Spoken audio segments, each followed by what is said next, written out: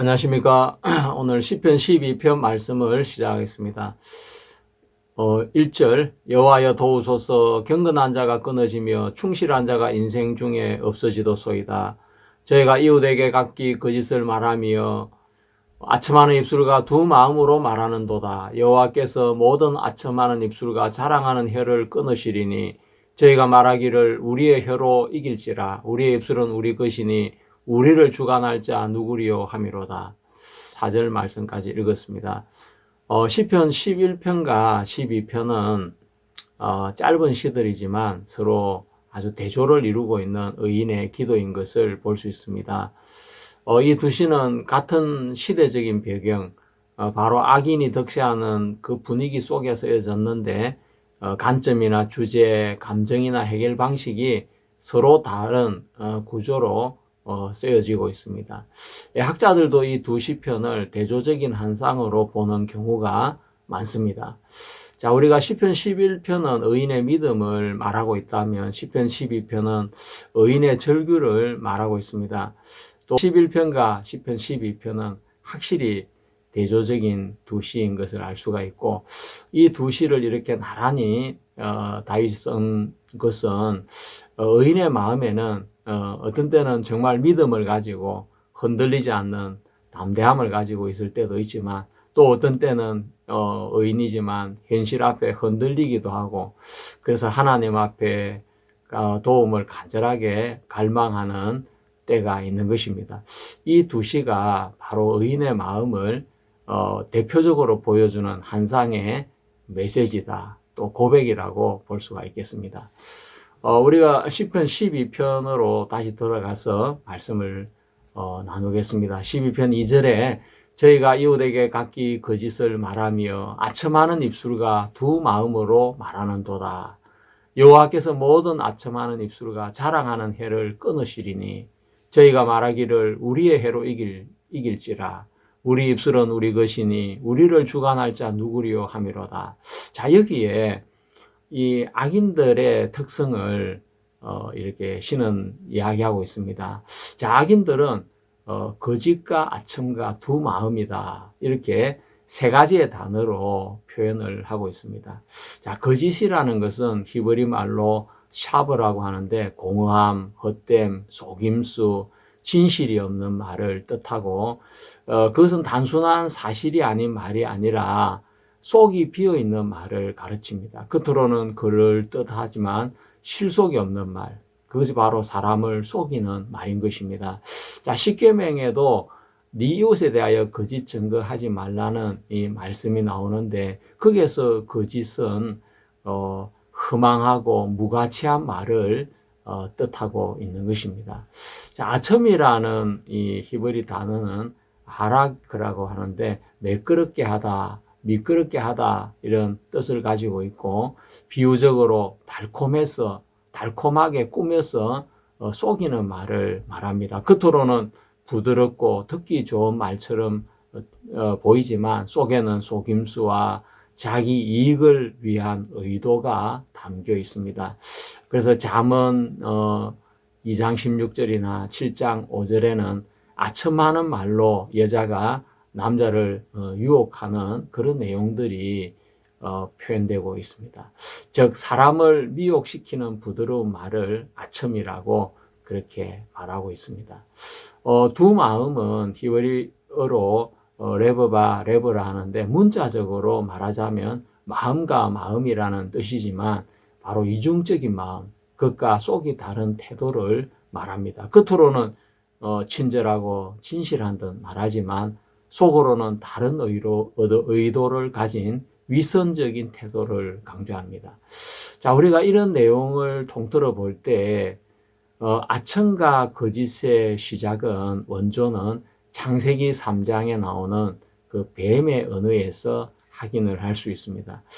뱀은 하와에게 접근을 해서 너희가 결코 죽지 아니하리라는 말을 하면서 하나님의 말씀을 왜곡했는데, 이것은 명백한 거짓인 것입니다.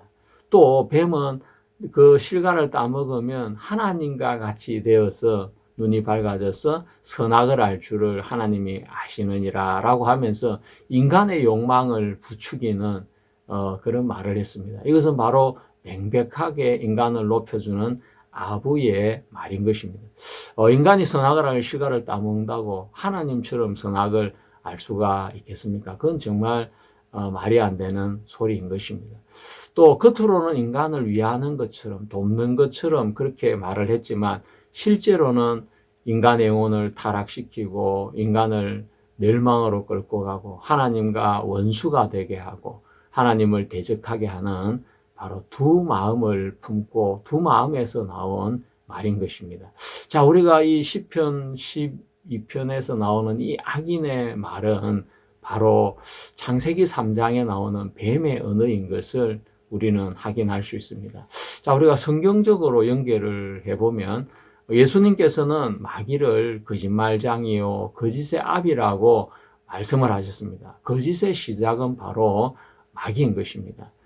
그리고 바울은 뱀이 그 관계로 하와를 미혹한 것 같이라고 말을 했습니다. 고린도후서 11장 3절에 바로 뱀의 속임은 모든 거짓의 원형이라고 말하고 있습니다. 결국 시편 12편에 나오는 악인의 아첨과 또 거짓은 뱀의 언어이고 그 뱀의 언어를 인간들이 반복하고 있다는 걸 알 수 있습니다.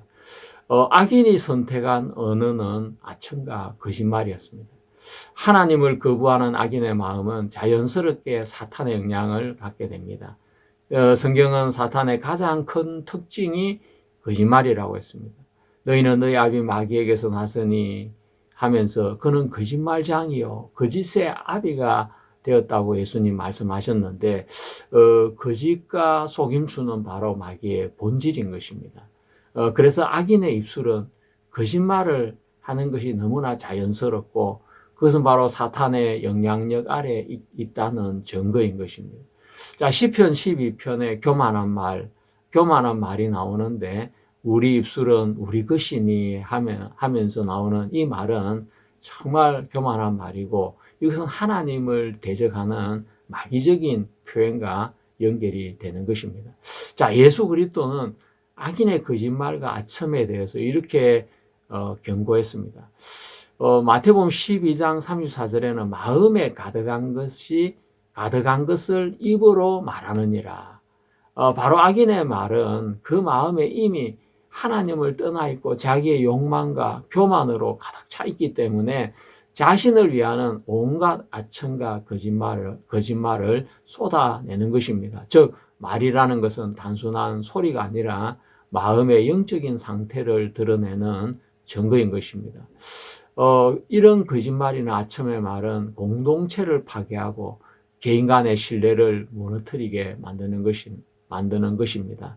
아나니아와 삽비라가 돈을 감춘 것보다 더 악한 것은 사도를 속이려고 한 것입니다. 그것이 용인된다면 교회 안에 거짓말은 쓰나미처럼 퍼져나가게 되고 결국 교회의 거룩성은 무너지고 말 것입니다. 거짓말을 일삼는 성도들이 무슨 진리를 전할 수가 있겠습니까? 누가 그 말을 진리로 믿겠습니까? 그래서 예수님의 친동생으로 예루살렘 교회의 초대 목회자였던 야고보는 교회 안에 거짓을 강력하게 경고했습니다. 읽어보면 혀는 불이요 온 생의 바퀴를 불사르 나니 그 사르는 불은 지옥불에서 나느니라 라고 말하고 있습니다. 악인의 말은 개인의 재성에서 끝나는 것이 아니라 공동체 전체를 불태우는 힘을 가지고 있습니다. 시편 12편에서 다윗이 탄식하는 이유는 악인의 말이 사회 전체를 무너뜨리는 일을 하고 경건한 자가 사라지게 만들고 있기 때문인 것입니다. 자, 성경 속의 대표적인 사례를 한번 찾아보겠습니다. 다윗의 아들 압살롬이 반역을 일으키는 이야기가 사무엘하 15장에 자세하게 기록이 되어 있습니다. 압살롬은 백성들의 마음을 얻기 위해서 달콤한 말과 아첨으로 사람들을 속였습니다. 겉으로는 백성을 위하는 듯 했지만 속으로는 왕권을 빼앗으려는 바로 두 마음을 품고 있었던 것입니다. 하지만 그의 반역은 하나님이 막으셔서 실패하게 되어집니다. 자, 이는 시편 12편 2절에 아첨하는 입술과 두 마음의 전형적인 사례라고 볼 수 있습니다. 자, 우리가 그 부분을 제가 성경을 찾아 읽어 보겠습니다.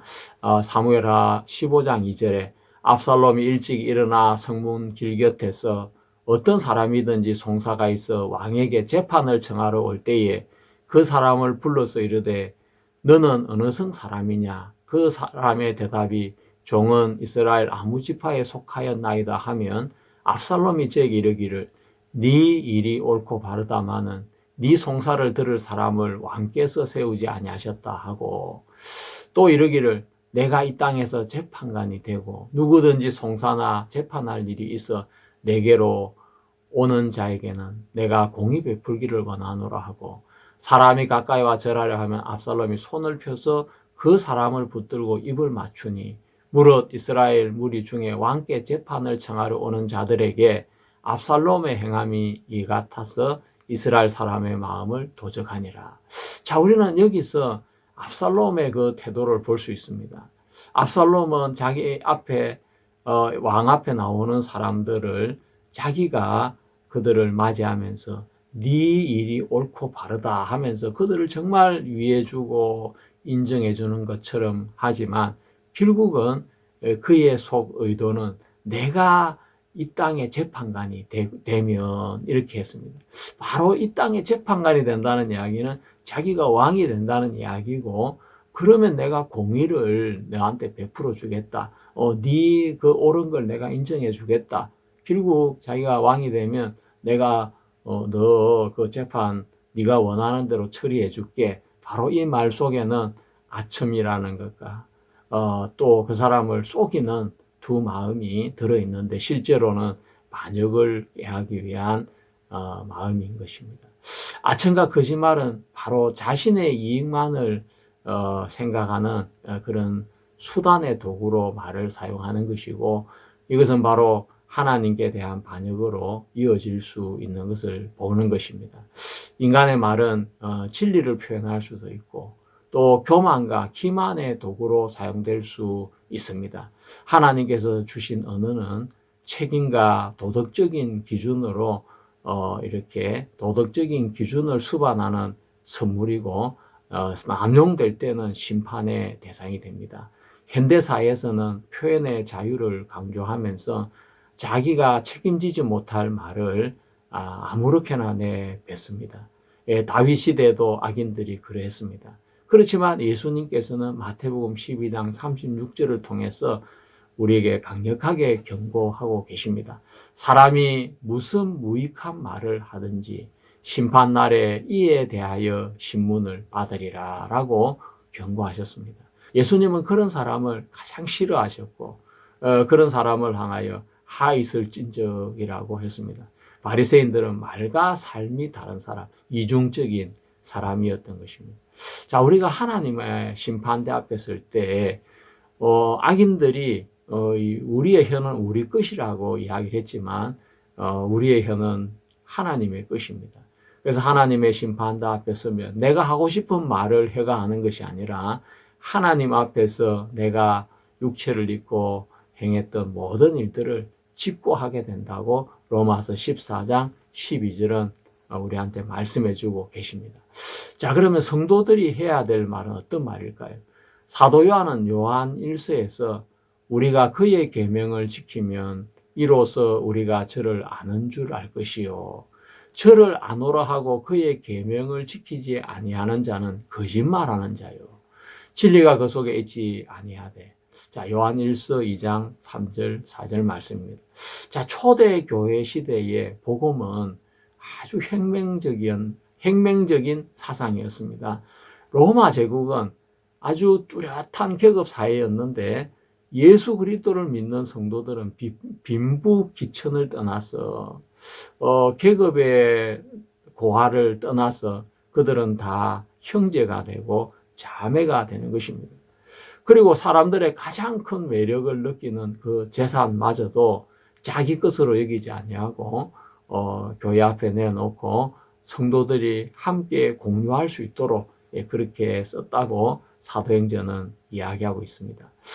그런 세상을 생각해 보면 가장 기뻐하고 즐거워하면서 교회 구성원이 되기를 원하는 사람들이 있다면 누구겠습니까? 바로 가난하고 또 낮은 계층에 속해 있는 그런 사람들이 예수님을 정말 믿고 싶어하는 최고의 부류에 속한 사람들일 것입니다. 그래서 3세기까지 하층 계층에 속해 있는 사람들에게 복음이 급속도로 퍼져나가면서 온 로마 제국의 영토를 복음이 덮게 되어집니다. 그러니 가짜 그리스도인들이 많을 수밖에 없는 것입니다. 그러면 진짜 그리스도인과 가짜 그리스도인들을 분별하는 법을 사도 요한은 우리에게 제시해 주고 있습니다. 여러분 어떻게 진짜 그리스도인인지, 저 사람이 정말 거듭난 사람인지, 저 사람이 거듭나지 않는 사람인지 어떻게 알 수가 있습니까? 혹시 뭐 몇 가지 질문을 해봐가지고 당신은 예수님을 영접했습니까? 당신 죄사함을 받았습니까? 당신은 의롭게 된 걸 믿습니까? 뭐 몇 가지 질문을 해서 그 질문에 합격을 하면 구원을 받은 사람이고 합격을 못하면 구원을 받은 사람이 아닙니까? 자, 사도 요한은 어떻게 구원받은 사람과 받지 않는 사람, 입으로 믿는 사람과 마음으로 믿는 사람을 구분했을까요? 자, 여러분의 기준이나 저의 기준과 완전히 다를 수 있습니다. 자, 진짜와 가짜를 구분하는 사도 요한의 말씀을 우리가 성경에서 우리 읽었습니다. 그것은 우리의 방법과 아주 다른 방법이지만 아주 정확한 방법입니다. 요한 1서 2장 9절부터 10절까지를 읽어보겠습니다. 진심으로 예수님을 믿는 자는 바로 이런 사람들인 것입니다.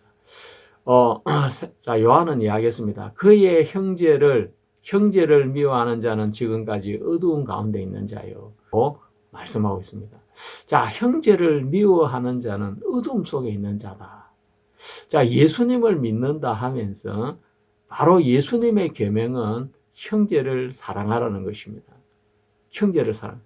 그게 바로 예수님의 계명인데 예수님을 진심으로 믿는 사람, 예수님을 진심으로 사랑하는 사람은 그의 계명을 지키게 되는 것입니다. 자, 이 말씀은 예수님의 말씀과도 일맥상통합니다. 예수님께서 요한복음 15장에 이렇게 말씀하셨습니다.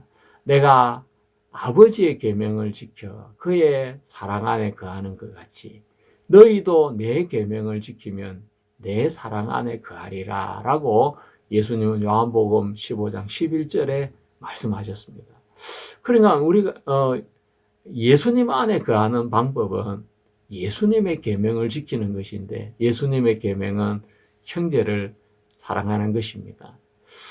예수님을 믿는다 하면서 형제를 사랑하지 않는다면 그것은 거짓말을 하는 것이고 예수님을 믿지 않는 것입니다.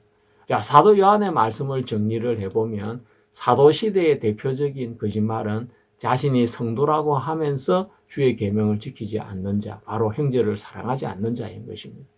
또 예수를 그리스도로 믿지 않는 자인 것입니다.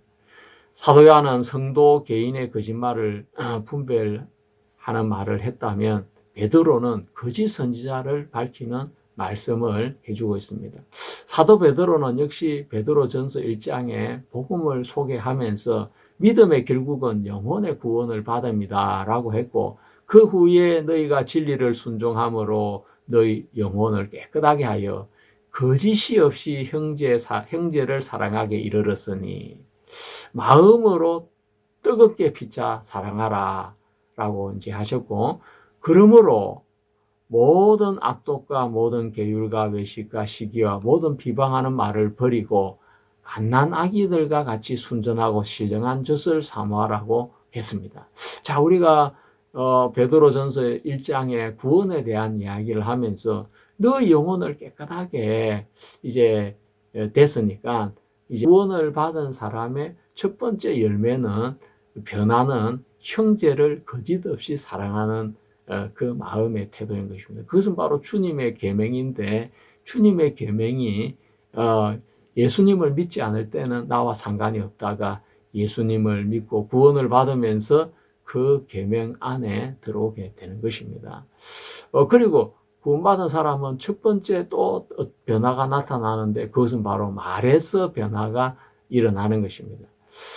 베드로는 거짓 선지자들이 민간에 일어났는데 그들의 특징은 저희가 담심을 인하여 지은 말을 가지고 너희로 일을 삼으니라고 베드로후서 2장 3절에 말씀했습니다.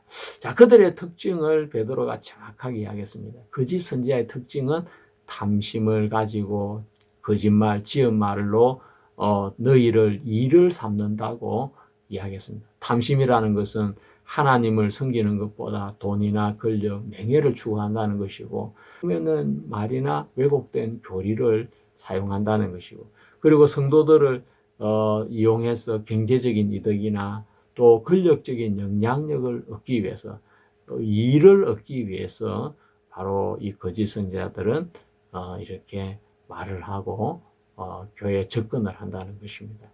자, 역사적으로 우리가 정말 그런 일이 일어난 것을 제가 소개를 해드리겠습니다. 콘스탄틴 대제가 이렇게 기독교의 자유를 허락을 했는데 로마 교황청에서는 콘스탄틴이 그때 기정장이라는 것을 만들어서 로마 교황에게 로마와 서방의 지배권을 넘겼다는 그런 문서를 주었다고 합니다. 이 문서는 교황령을 황제의 정당한 기정에 따라서 받았다는 주장의 근거가 되는데 후서는 이 문서가 위조된 것이라고 강하게 비판을 했습니다. 실제로 15세기의 인문학자인 로렌츠 발라가 문헌학적으로 분석을 했을 때 그 문서는 거짓이고 위작인 것이 드러나게 되었습니다. 그럼 왜 교황청은 거짓 문서를 만들어서 많은 사람을 속이려고 했겠습니까? 무슨 목적으로? 하나님을 위해서, 복음을 위해서, 누구를 위해서 그렇게 가짜 문서를 만들었겠습니까? 그것은 후서의 논리에 의하면 성경에 근거가 없는 세속 권력을 추구하기 위한 것이라는 것입니다. 교황에게 영적인 권위 외에 땅과 재산을 다스릴 권리가 왜 필요하겠습니까? 그러나 그런 세속 권력에 눈이 멀어지니까 교황령을 정당화하기 위해서 이 성경과 역사를 끌어다가 그것을 왜곡을 해서 교황청에서 가짜 콘스탄틴 기정장을 만들어낸 것입니다. 예, 그 기정장은 중세 시대에 이렇게 근위가 있다고 계속 주장이 되어 왔고, 특히 교황 레오 9세는 1054년 동서교회가 분열하기 직전에 콘스탄티노플에 있는 총대 주교에게 보낸 편지에서 이 문서를 인용하면서 로마 교황의 우위를 주장했습니다. 동쪽에 있는 교회들은 정교회를 썼습니다. 정교회라는 이름을 썼는데 오토독스라고 이렇게 말을 하죠. 그리고 서쪽에 있는 교회는 자기들은 가톨릭 교회다. 우리는 우주적인 교회다. 뭐 이렇게 가톨릭 교회라는 이름을 썼습니다. 그렇게 서로 우리가 우위다. 서로 자신의 우위를 주장할 때 그때 이 콘스탄틴 기정장을 바로 로마 교회에서 인용을 하면서 봐라, 콘스탄틴 황제가 우리한테 이런 문서까지 써주면서 교황령을 허락해 준 건 바로 우리 교회가 더 위에 있다는 증거야. 예, 그런 자신의 우위를 주장하기 위해서 그 교황 레오 9세가 바로 콘스탄틴의 기정장을 활용했는데 그것은 바로 명백히 거짓으로 드러난 가짜 문서였습니다. 왜 그 가짜 문서를 통해서 자신의 우위를 주장하려고 했겠습니까? 이것이 바로 속이는 것이고, 이것이 정말 세속 권력을 추구하는 데서 나온 현상인 것입니다. 그것만 있는 것이 아닙니다. 로마 가톨릭 교회는 또 가짜 이시도르 교령집이라는 것을 만들었습니다. 4세기부터 8세기까지 교황이나 주교들의 칙령을 모은 것처럼 꾸민 위조 문서의 모음입니다. 작성 시기는 9세기 프랑크 왕국 내에 있는 성직자들이 제작을 했는데 실제로 존재하지 않는 초기 교황들의 편지나 법령을 그 속에 집어넣어서 마침 초기 교황들이 그 편지나 법령을 만든 것처럼 그렇게 위조를 한 것입니다. 목적은 교황권을 강화하고 지역 주교들이 세속 권력이나 대주교의 간섭을 피할 수 있도록 교황에게 직접 호소할 권리를 부여하기 위해서 만들었다고 합니다. 이것이 복음을 위한 것입니까? 이것이 하나님을 위한 것입니까? 가짜를 만들어서 그 가짜로 하여금 영향력을 행사하려고 하는 이 마음 자체가 어둠이고 사탄적이지 않습니까? 그렇지만 이 가짜 문서가 중세교회법에 큰 영향을 미치고 또 교황의 권위를 정당화하는 데 사용이 되어지는 걸 봅니다. 그러니까 참 이 로마 가톨릭교회가 얼마나 거짓된 교회고 참 잘못된 교회인지 우리는 알 수가 있는 것입니다. 이 9세기 프랑크 왕국 내에 있는 성직자들이 제작한 콘스탄티누스의 정려 문서인 가짜 정려 문서와 또 가짜 이시도로 교령집을 근거로 해서 교권이 세상에 있는 권력보다 황제의 권력보다 위에 있다는 주장이 대두되기를 시작합니다. 이 문서는 출처를 알 수가 없었고 문헌학적으로 수준이 너무 낮았기 때문에 당시 학자들 보기에는 의심스럽고 당연히 세속 군주들도 인정해주지 않는 그런 문서들이었습니다. 그렇지만 세속 권력에 공백이 생기게 되고 또 교회 권력이 커지게 되었을 때 사정이 달라졌습니다. 교회법 학자들은 이 두 문서를 근거로 해서 이렇게 왕의 세속 지상권조차도 교회 아래 있다는 주장을 하기를 시작했고 그러면서 또 이에 반발해서 또 왕권의 고유함을 주장하는 또 이렇게 주장들도 강해지게 되었습니다. 이런 거짓 문서를 바탕으로 로마 교황권이 강화가 되고 로마 가톨릭교회는 나중에 종교재판소를 만들고 십자군 전쟁을 일으키고 면죄부 판매를 하고 하면서 온갖 악행을 저지르게 되어지는 것입니다. 콘스탄티누스의 정려 문서를 만들었던 프랑크 왕국에 있는 성직자들은 얼마나 큰 악한 죄인들이고 복음의 반역자들이고 저 그리스도에게 속한 사람들입니다. 그들은 그리스도의 말씀 외에 정말 하나님께로부터는 축복 말고 뭐가 더 필요해서 그 가짜 문서를 만들어서 그들의 권한을 키우고 그들이 또 교회를 또 세상을 다스리려고 하고 그런 욕망을 가졌는지 저는 정말 알고 싶고 묻고 싶습니다. 로마 가톨릭은 바로 그런 거짓을 이용해서 교황권을 높였고 또 그 거짓 위에서 온갖 교황이 만드는 면죄부 판매라든지 또 안 그러면 무슨 세례에 대한 것 또 원죄 자범죄 이론 이런 것들이 만들어지게 되었던 것입니다. 저도 사역을 하면서 가장 힘든 부분이 있다면 제 주변에 있는 목회자들 중에 거짓과 아부하는 사역자들이 내 주변에 많이 있다는 것입니다. 왜 목회자들이 거짓과 아부를 해야 되는 것입니까? 그 목적은 하나님이 아니라 자신을 위한 것이 아니겠습니까? 사욕을 채우기 위한 것이 아니겠습니까? 그런 사람들이 결국 교회를 무너뜨리는 것이고 부패하게 만드는 것이고 결국 교회가 거룩해야 되는데 바로 마귀에게 속아서 타락해지고 더럽혀지는 그런 길로 가게 되는 것입니다. 자, 시편 12편에서 의인들의 눌림과 탄식이 이어집니다. 자, 5절 말씀을 읽어보겠습니다. 여호와의 말씀에 가련한 자의 눌림과 궁핍한 자의 탄식을 인하여 내가 이제 일어나 저를 그 원하는 안전지대에 두리라 하시도다. 여호와의 말씀은 순결하며 흑도가니에 7번 단련한 은 같도다. 여호와여 저희를 지키사 이 세대로부터 영영토록 보존하시리다. 자, 이 시편 12편 5절의 또 시편 12편 7절의 저희는 바로 의인을 이야기합니다. 의인이나 의인들을 이야기하고 있는데 우리가 문맥상으로 볼 때 저는 억눌린 자, 가련한 자, 궁핍한 자인데 바로 하나님 앞에 의로운 자들인 것입니다. 또 저희는 경건한 자, 충실한 자들을 이야기하는데 바로 의인의 공동체, 지금 같으면 교회를 이야기하는 것입니다. 자, 다윗은 하나님께서 의인 개인과 의인의 공동체를 보호하신다는 확신을 노래한 것입니다. 여기서 저나 저희는 단순한 사회적인 약자가 아니라 하나님을 의지하는 의인들을 가르치는 것입니다. 그들은 바로 아첨과 거짓으로 흘러가는 세상 사람들과 전혀 다른 사람인 것입니다. 초대교회 성도들이 로마 시민들과 다른 점은 물론 구원을 받아 천국의 소망을 가지고 사는 것도 다르지만 그리스도인들의 말과 삶이 너무나 달랐다는 것입니다.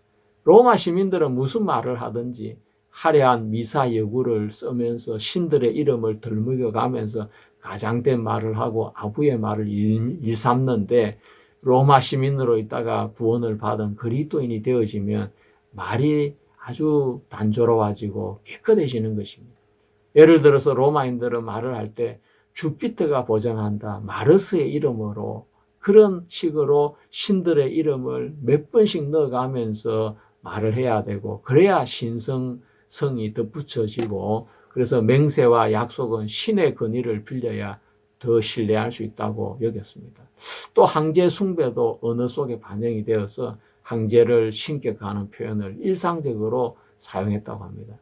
로마와 그리스의 문화 속에서 말은 권력과 지위의 상징이고 설득과 가시를 나타내는 중요한 덕목이었습니다. 그렇지만 다윗이 시편을 노래한 그때는 로마가 나타나기 1000년 전이었는데, 그 1000년 전의 부르짖음이 1000년이 지나고 나서도 동일한 현상으로 나타나는 것을 확인할 수 있고, 다윗의 시편이 지어진 지 3000년이 지난 지금 이 시대에도 하나님을 믿지 않는 사람들의 마음에는 아첨하는 말과 거짓말과 자기를 자랑하는 것들로 가득 차 있는 것을 보게 되는 것입니다. 자, 우리가 마지막으로 믿음의 말과 거짓말의 차이를 이야기를 좀 하려고 하는데, 시간이 많이 되어서 오늘은 못하고 다음에 또 하도록 하겠습니다. 여러분, 정말 여러분 의인이십니까? 여러분 의인이신다면 여러분 주변에 정말 하나님을 믿지 않는 사람들의 입에서 나오는 말들로 여러분 마음에 얼마나 상처가 많으시겠습니까? 그것은 바로 다윗 시대나 2000년 전이나 지금이나 똑같은 것입니다. 하나님을 믿지 않는 사람들의 마음에는 자기밖에 없기 때문에 자기를 위하는 무슨 말이든지 할 수 있기 때문에 이웃에게 거짓을 말하고 아첨을 하고 두 마음을 가지고 있고, 그리고 자기를 자랑하며 살아가는, 그것이 하나님이 없는 사람들의 입술의 특징인 것입니다.